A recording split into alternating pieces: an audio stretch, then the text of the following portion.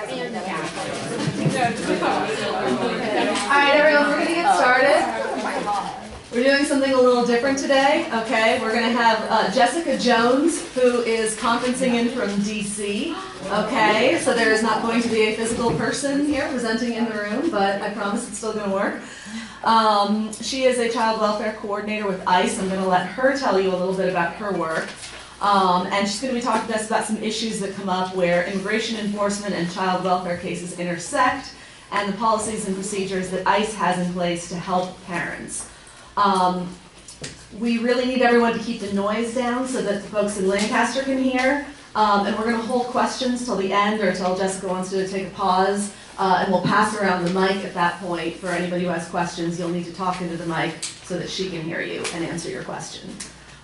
Okay, and also on your evaluation sheets, because we made this kind of last minute substitution, we need to change where it says Jennifer Mertis to Jessica Jones. Okay, that's our presenter.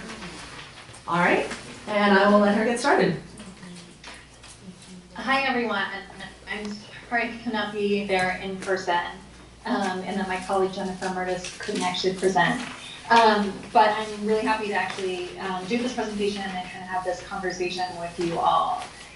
So just with some background, I've been at ICE for about a year, and I was actually brought on based off of my child welfare background and expertise, and then also background in working on sort of child migration issues. So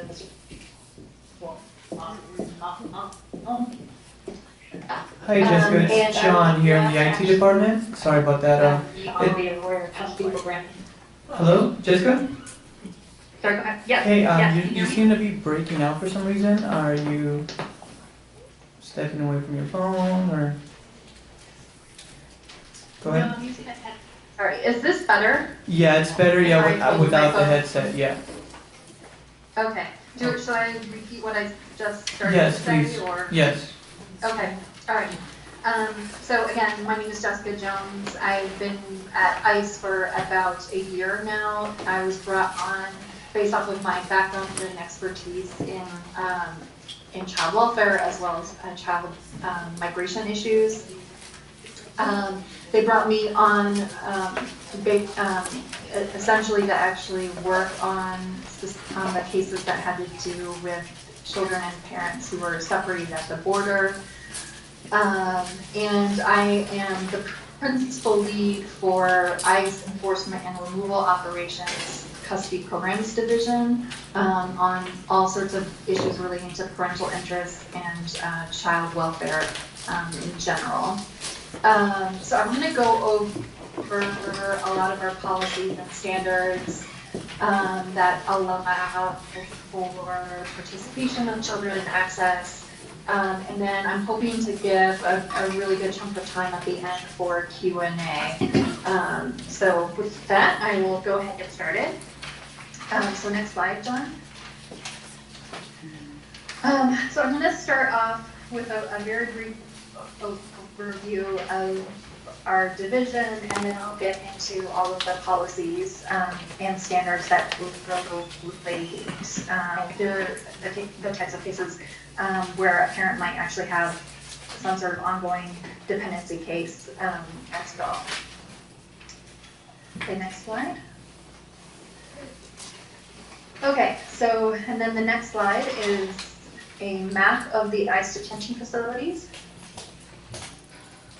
So I get it that this is probably really small on your screen, but I can tell you there are over 100 detention facilities. They range from ICE operated to contract facilities. And if you go to the next slide, you will see a map of ICE field and subfield offices. And then the following slide actually shows you what the Los Angeles Area of Responsibility, or AOR, is.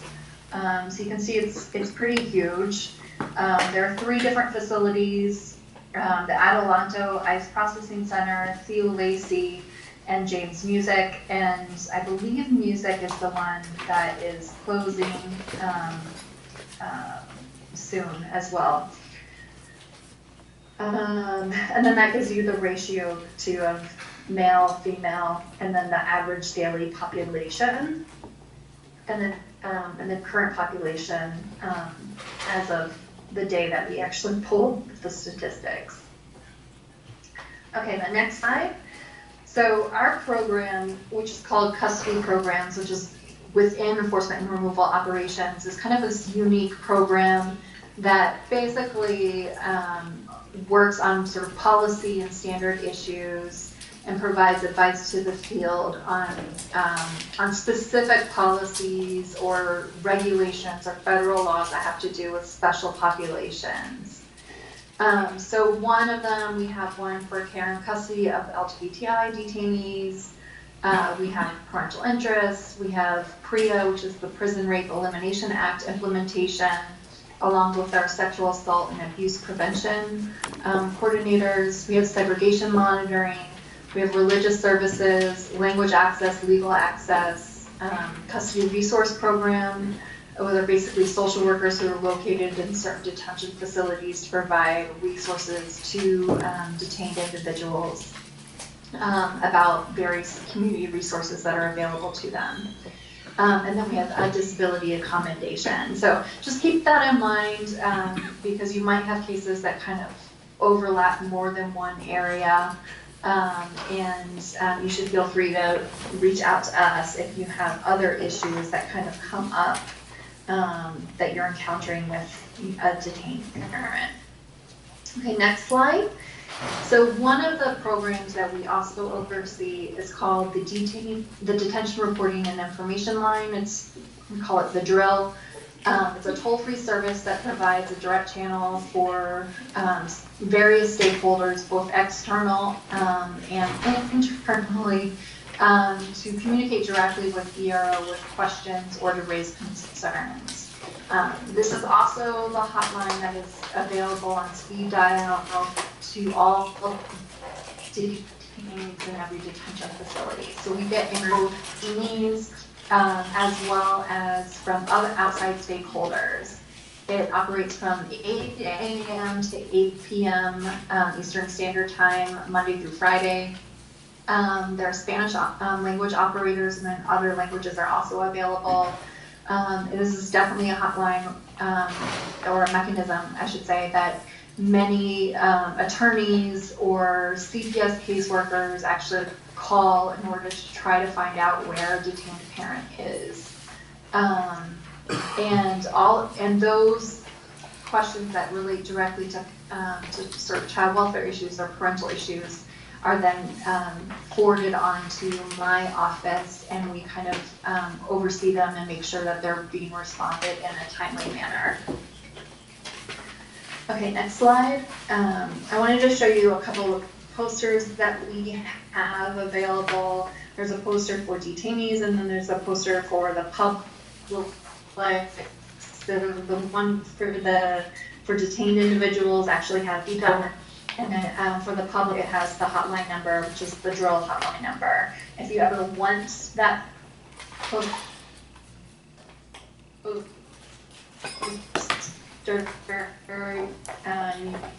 can feel free to. Hey Jessica, can you repeat the last? Jessica, sorry about that. Copy of it. Hello? The next slide is. Sorry. Yeah. Yes. Hello?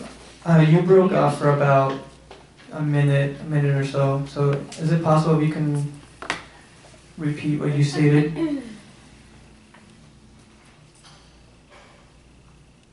Hello? About the. Hello? Yeah, but Can you hear me? yes, if you can repeat about the posters again. Okay, so these are posters that are available for one for detained individuals. It's located in all the detention facilities, and then the other one is for the public. That hotline number is the same as was discussing the DRIL hotline number. If you want a copy of this poster, I can definitely share it with you. I think that's it. So the next slide. So the next slide is the online detainee locator system. So the online detainee locator system is another sort of resource that I want to make sure that all individuals actually have access to and know about. So this is on our website, it's a mechanism for individuals to look up to see if a person is in ICE custody. What you need is, you have the alien number, that is incredibly helpful. Otherwise, you can try and look up an individual by their full name, their date of birth, and country of citizenship. That said, I mean, you're definitely going to have to try different permutations of the name. It also updates roughly around every 48 hours, so it's not real time. If you're still having difficulties, but you still think that the individual is in ICE custody, you should always feel free to reach out to my team or call the jail hotline, because we can also do additional searches through our systems to try to locate an individual.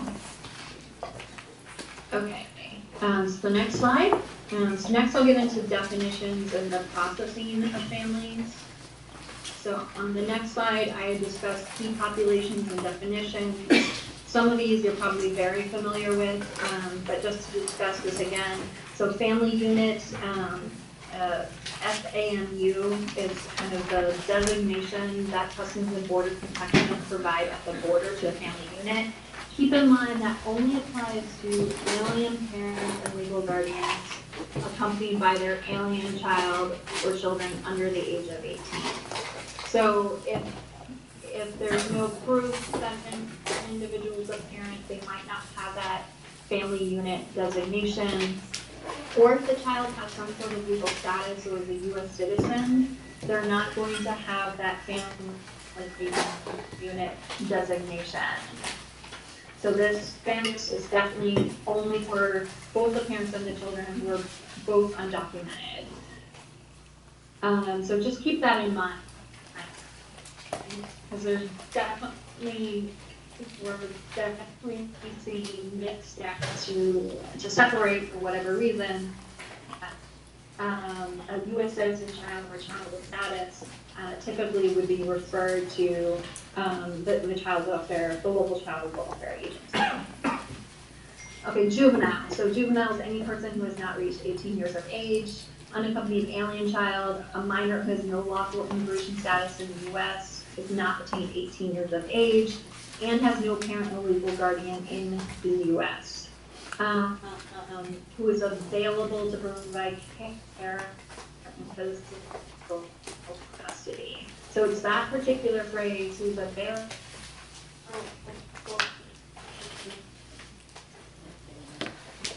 On her side.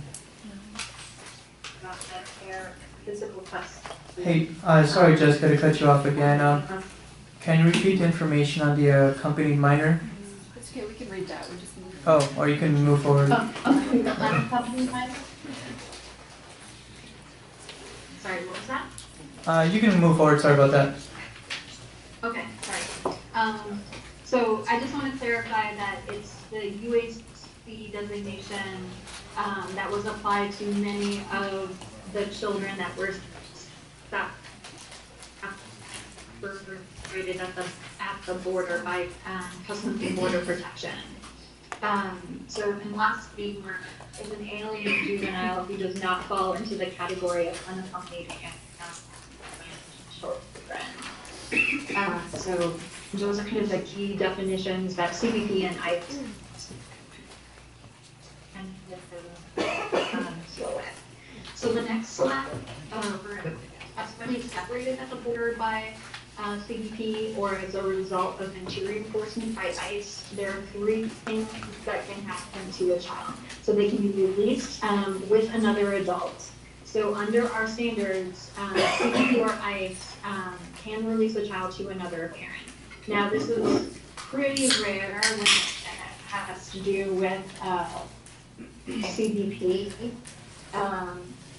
especially if a parent is undocumented, just because a parent might be scared to actually come forward. That said, if CBP or ICE can do this, and sometimes they do this in situations, especially you would be being close to the border. Transfer to unaccompanied, the transfer of unaccompanied, undocumented children to OR. So all the UACs, after apprehension from CBP and ICE, are supposed to be transferred within 72 hours to the Department of Health and Human Services Office of Refugee Resettlement. And then OR works on the reunification with a or other relatives. And then lastly, transfer of separated child to state child welfare agency. So again, like I was sharing before, if there are mixed status families and CBP and ICE decide to do a separation for whatever reason, the children who are U.S. citizen children typically will be transferred over to a state child welfare agency. The exception would be in interior enforcement, and I'll talk about this a little bit later, where there's an interior enforcement action. A parent has a choice to designate another individual to be a caregiver, and then only as a last resort would CPS be actually called. Okay, so next slide. So factors for reunification, there are a number of different considerations. They look at parents' criminal history, a verifiable parent-child relationship, child protection concerns, children's independent immigration case, in UAC cases, parental or OR determination to appoint another sponsor or caregiver for their child, the availability of another parent who can care for the child at parent's request, and then any other sort of criminal or civil family court orders, protection orders, etc. All right, so the next slide. So these are posters that our program developed for parents and for children, and they're also available in Spanish. And basically, it asks them if they've been detained and separated from their child. It provides hotlines for both ICE, which is the drill hotline, or for ORR. And we definitely get calls from parents trying to locate their children. All right, so next slide. So now I'll get into the ICE standards and policies. So on the very next slide, I wanted to talk a little bit about the Detained Parents Directive. So just as background, the Parental Interest Directive was first issued in 2013, and it was basically written up and issued as a result of some worksite enforcement actions that happened in the early 2000s. And as a result of those worksite enforcement actions by ICE, children were ending up in really vulnerable situations where they'd be dropped off by school and there'd be nobody at home, or they were ending up in the foster care system. In some cases, there were termination of parental rights, but the child welfare agency had never even gotten a hold of the parents, and the only reason for the TPR was not being able to locate the parents. There was no sort of child abuse or neglect allegation. So this directive was issued to try to provide some preventative criteria and standards in place in order to prevent those types of things happening again. It was reissued in 2017, and there are two exceptions that, or two major changes that happened. So what was removed was the consideration of prosecutorial discretion or release for primary caretakers of minor children. And then secondly, the facilitation and return of parents and legal guardians to attend their TPR proceedings. Instead, now parents have to go through the normal humanitarian parole process if they actually want to be paroled back in. All right, so the next slide. So the Parental Interest Directive covers initial placement. So if a parent is being placed after being taken into custody, they may ICE is supposed to be asking those parents and legal guardians if they have any ongoing family court dependency proceedings. And the reason for that is if they do, they're not supposed to be moving them outside of the area of responsibility so that they can actually attend in person. And then also be able to have visitation. So the next point, it talks about facilitating participation in family and state court proceedings. So ICE is definitely supposed to be arranging for transportation to these proceedings. And there are a few exceptions if it's not within a reasonable distance, etc. Otherwise, they can participate by video conference or by phone. I do know that in LA, there have been a few instances where we've tried to arrange for a parent's attendance in a TPR proceeding, and then there were issues about whether ICE, who was escorting the parent, whether they would be allowed in that family court building. So if something like that happens, we can definitely try and do some sort of workaround. I know in other states, they will transfer the custody to a local sheriff's office or police department, and they'll do the escorting back and forth from the court proceeding. Okay, next slide. So parent-child visitation. So one thing to be aware of, all of the standards cover parent-child visitation. There's 3 different sets of ICE standards, and you can look those up online. And the most recent standards actually also allow for contact visitation. And then in addition to that, the directive and standards also cover coordinating care or travel of a child.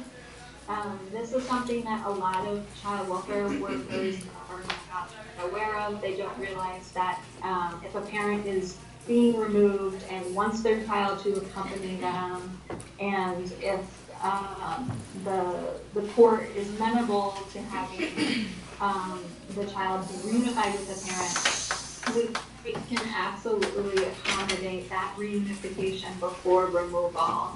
And we will allow for the parent to participate in any of the things that they need to do to get ready for having the child accompany them. So if it's a U.S. citizen child, we'll make sure that the parent can apply for a passport for their child. We'll go through all of those steps. And if you're having issues with that, you should feel free to reach out to our office, and we can work with the field trying to accommodate those things. Okay, next slide. So parent-child visitation standards. So again, the standards all cover this. Every detention facility is supposed to have a set visitation schedule. ICE is supposed to arrange for a visit within 30 days if they don't have a set schedule. And then they're supposed to consider a possible transfer if there is not the ability for visitation with minors. Okay, next slide. So visitation hours, so they're supposed to have at 30 minutes at minimum, but more generous time limits, especially with children. And then visitation hours on weekends and holidays are also required. And I think I already covered the performance-based national detention standards from 2011 and 2016. This most recent standard actually has the contact visitation between parents and children. And if you have situations where you're wanting to have that, some sort of if there is a situation happen, you can do your patient officer in the case or reach out to our office about that. Okay, next slide. So phone access. Detainees are allowed to make direct and free phone calls to immediate family members. The standards say immediate family members are spouses, mother, father, step-parents, foster parents, brothers, sisters, natural or adopted children. And it's supposed to be for personal or family emergencies or who otherwise demonstrate a compelling need, and it's to be interpreted liberally. On occasion, I have encountered issues with this, so if you are having issues to full access for children, you should feel free to reach out to our office about this. In addition to that, we allow inter-facility telephone calls as well. Okay, next slide.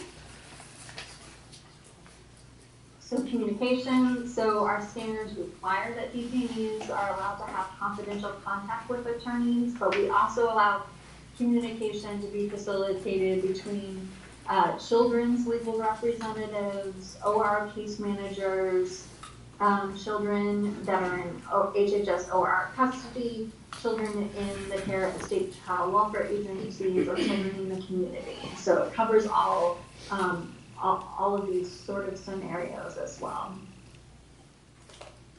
Okay, next slide.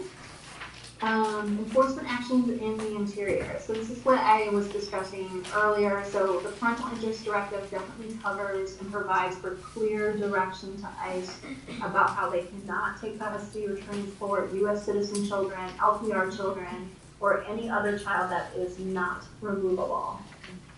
And then it also allows for parents or legal guardians to make alternative care arrangements. So something that we did this year, we provided a 50-state resource guide in all of our law libraries that has all 50 state statutes and then and power of attorney forms or standby guardianship forms and all languages that are available in each state. So that's available for parents if they are wanting to make an alternative care arrangement for their children. Also, if a parent cannot make care arrangements or if there's an indication of child abuse and neglect, ICE is directed to contact local law enforcement or the child welfare authority in interior enforcement situations. In most cases I've seen, usually what is happening is the parent is able to make a preliminary sort of alternative care arrangement for their children and then sort of finalize that a little bit later. They're allowed to do this in sort of a number of ways. It really depends by the field office. Some field offices will actually enroll a parent on an ankle monitor first so that they can make all those arrangements. And then other situations, they allow for a number of phone calls to be made in order to allow for those care arrangements to be made. Okay, next slide. So what happens if a parent has an ongoing family court or child welfare proceeding at the time of arrest?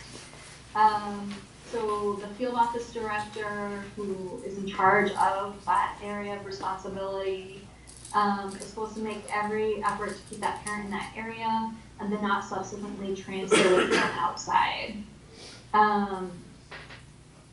Additionally, if you have any concerns, you should let the deportation officer know, or you can also email our mailbox, and I'll have all the contact information on the last slide as we go on.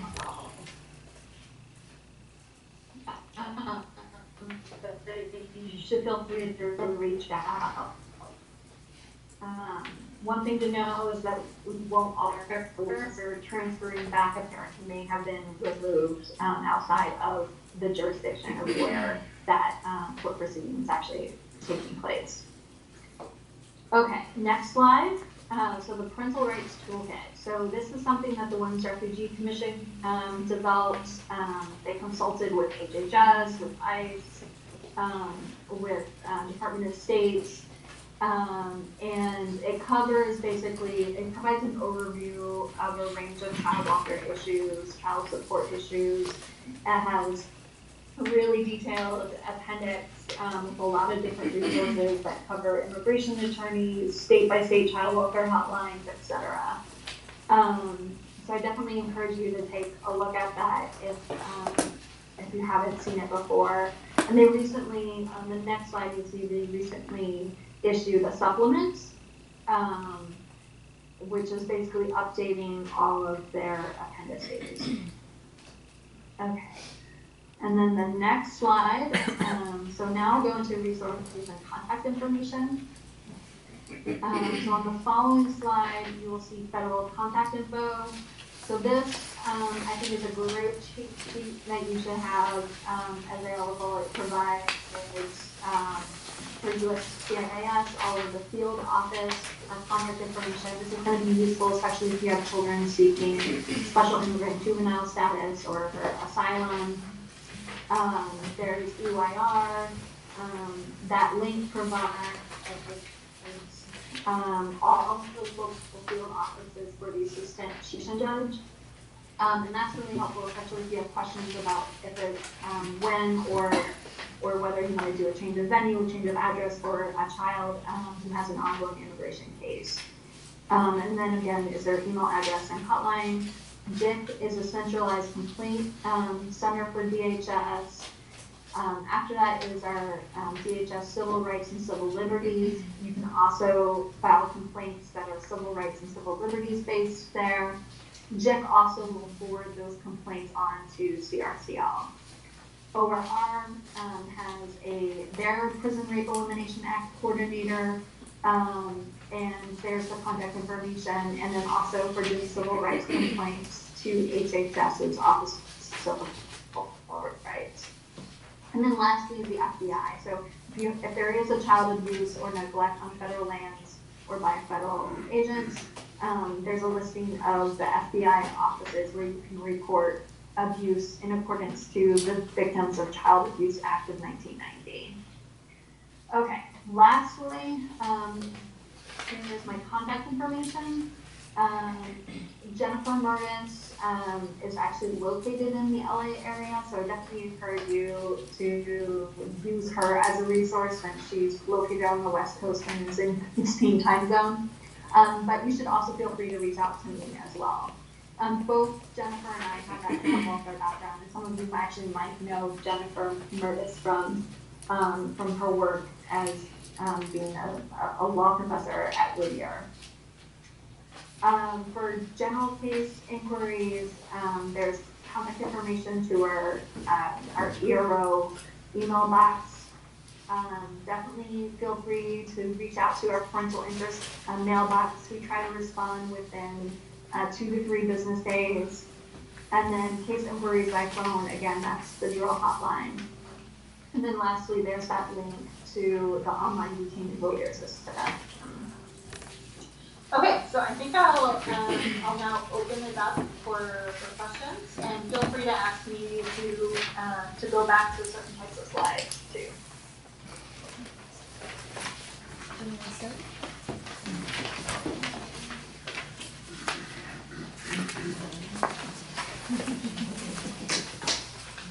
Hi, so you were saying that when a parent is detained by ICE, that they are not to be moved from the jurisdiction if there's an open case.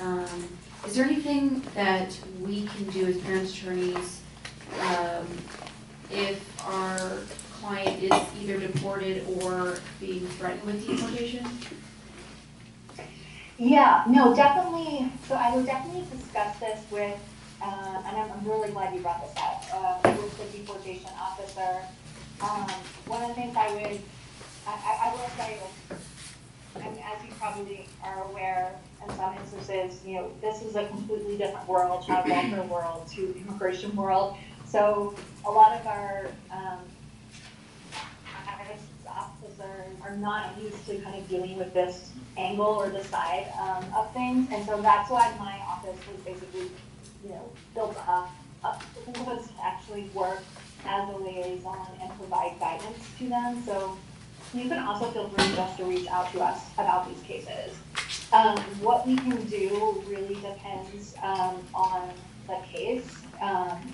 So if the parent has, let's say the parent has an asylum case, they pass the credible fear interview, they have maybe a strong claim in courts and it's ongoing, hopefully, things like that. That's an instance where we might be able to, you should contact us and we might be able to explore with the field about what sort of options are available to that parent, and whether they could actually be released and enrolled on an ankle monitor so that they can have maybe custody of their kids or more frequent visitation and also be able to participate in person. Now, parents with final orders of removal, this is way more difficult. And in those situations, the field is often not willing necessarily to hold on to that parent for very long. That said, if they have a really important proceeding that's about to take place, so whether it's like some big fact-finding proceeding, a TPR proceeding, etc., we can hold them in our custody longer so that they can actually participate in those proceedings. If they've already been removed, you should reach out to me because I will work with the attorneys and explore what their parole can happen, and I can provide the information about what that process for humanitarian parole is. Does that answer your question? Yes. Great. Hi, I don't know if you can answer it or not, but one of the things that I think we need to address is if a client is on a hold, or if a client gets picked up at the beginning, let's say, of a dependency proceeding, how does the dependency proceeding itself and the court's determination whether to sustain a petition or not affect the person on their hold or on their immigration proceeding from your side? Okay, so, let me make sure I understand. So you're wondering whether a dependency proceeding actually has an impact on the hold and immigration case, is that correct? Yeah, the whole process, yes. The whole process? Yeah. So, I mean, there are definitely cases where a parent is picked up and it has to do with that original incident that led to the dependency proceeding, for instance. And the parent usually goes into local custody. If there's a criminal case, they would only be transferred to ICE custody after the closure of that criminal case. And then the dependency proceeding, honestly, it doesn't have much impact on the immigration case. And on the parental interest issue, this is something that I've been doing a lot of work with the field so that they understand that even if a parent has a criminal history, it doesn't mean that they don't have parental rights, right? And that this is, a fundamental constitutionally protected right. And so that even with that criminal history, we need to make sure that we accommodate that exercise, right? So we will still allow for perhaps reunification before removal, even with that criminal history, as long as, the dependency court is amenable to that. But otherwise, it shouldn't really have an impact on, or it's not really consideration in the immigration case. What's really consideration is the underlying issue about whether they're removable or not, or whether they have some sort of immigration relief. I have had instances, I worked recently on a case out of New Jersey where there was sort of this criminal history, but we got information both from the criminal court and from the dependency court that basically said, look, we're all in support of reunification, and criminal child abuse charge is really an outlier, and really because the mother was drunk, and they actually, both the criminal court entered a very short sentence, and recommended reunification, and then so did the dependency court. And in that scenario, the mother also had a strong immigration case, and so we were able to work with the field office and get the mother released, so that she could actually take custody of the children again, who were actually really young, and then pursue her immigration case after this release. So honestly, I guess the short answer is it really depends on the circumstances of the case and the scenario. But we really do try to figure out what is happening on the dependency side before we take any quick action of removal. Hopefully that answers your question. You had mentioned some facilities do or don't have a provision for visitation by the minor children. Do the ones in the Los Angeles area all have that, or none, or some? Oh, that's a really great question. So I'm gonna. So Adelanto definitely has a visitation policy procedure, and we'll provide you with the visitation schedules for each facility. Yeah. Thank you. Yeah. So who would be our point of contact if we needed to set up an interview with a client in ICE custody or arrange for court transportation? Who should we be contacting at the facilities here in LA? So often what we hear is that people don't act, when they call the detention facility, they don't actually get a person. So ideally, you want to have this conversation with a deportation officer. If you don't know who that is, then I actually suggest you reach out to the parental interest mailbox, and then we can actually figure that out and get you in touch with the correct people. So we would just send an email to that inbox and ask who our client's deportation officer is? Yeah, and I mean, what I would do if I were you, in any sort of inquiry that you have with a parent and custody,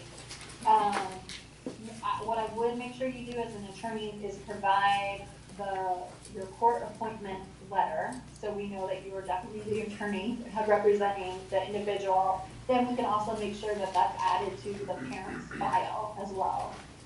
And then specify what your request is. You want to do an interview with the father, and then also you want to discuss possible transfer to a different detention facility so that the parent can attend in-person proceedings. And then we can forward that request on appropriately to the field and provide you with the contact information for the deportation officer in that case. If you already have that, start there. If you're having issues, feel free to reach out to us, and we can actually work with the field around that. Other questions? You had mentioned the custody resource program with some social workers who can provide resources in the community. Are there any resources while parents are detained? Classes they can take, drug testing, counseling, anything to show that they're doing the work to reunify with their children? Yeah, I'm really glad you brought that up. So, honestly, no. Unlike the criminal justice system, ICE really doesn't have any sort of programming at our facilities. The exception is there are some AA programs in some facilities. But that said, one of the things that I have been doing with a lot of the different child welfare agencies is to come up with some sort of workaround. So what we can try and do is provide a workbook, or we can provide some sort of phone access if there's a way for the parent to participate in an anger management class or counseling or whatever by phone. We can try and facilitate that. Parents don't have internet access in immigration detention facilities, but we can upload things to law library computers. So if they have something that they need to complete on a computer, we can also try and do and accommodate that. So you should definitely reach out to our office if you have something like that, because then try to come up with some sort of workaround to allow that participation. And then as a follow-up to that, is there a way for a particular client that we could get something in writing saying exactly what is and isn't available to them that we could potentially present to the court to try to get a narrowly tailored case plan they can actually do? Oh, that's interesting. I would reach out directly to my office about that, and we've done some letters like that in the past for some child welfare agencies, and so we can definitely explore that, and that should be pretty easily done as far as what's available in the facility and not. Yeah. Oh, one of the other things I wanted to share with you is one of the things we also have been working on is we'll connect caseworkers and from child welfare agencies to resources in home countries that can also provide some sort of like family case management services or other types of services as well. So if we know a parent is going to be removed and they might still have an ongoing case, but reunification is still, the permanency plan, we've definitely, been referring individuals to International Social Service USA. I'm not sure if California has a contact with them, but some states do. And then there are other NGOs that work with UNICEF and UNHCR in northern tribal countries as well. And then Mexico actually has a pretty good program in their interior office for parents who have maybe even U.S. citizen kids. And the Mexican government will actually support those parents as well. So if you have questions about that, feel free to reach out to me. All right, other questions? Questions? Last call. We're almost out of time. All right. Well, I think you've answered all of our questions. Thank you. This has been very helpful. All right. Thank you so much. Yeah, and I'll follow up on that. Thank you. One of the other things, we have a parental interest coordinator located in LA office. Who I might do is try to reach out to him to see if he can do some follow-up with you all as well. That would be great. Thank you. Take care. Take care.